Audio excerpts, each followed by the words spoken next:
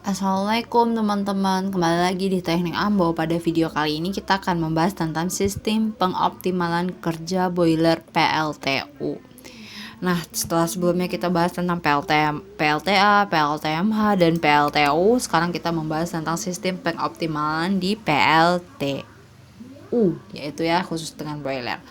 Nah, pendahuluan sih dasar idenya ini, pembangkit listrik PLTU ini itu memanfaatkan energi panas ya dari sistem dan memutar turbin.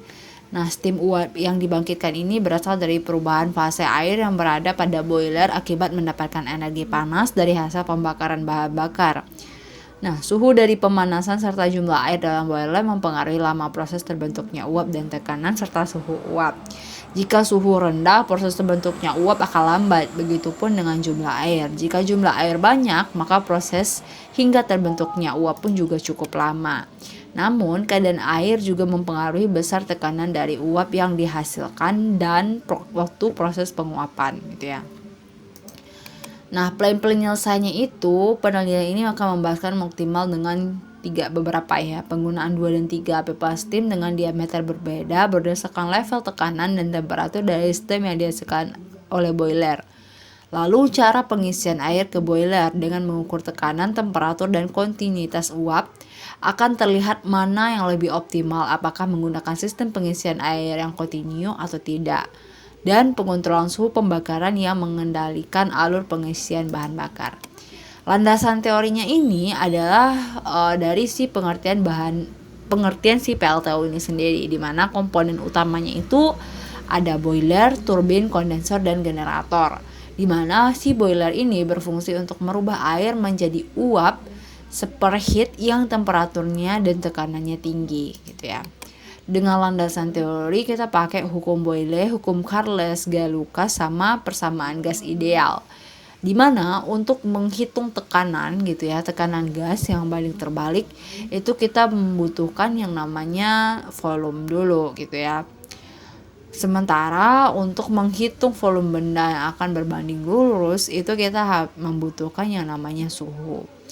Itu kita teman-teman bisa screen sih ini untuk materinya, teorinya, rumus gitu ya.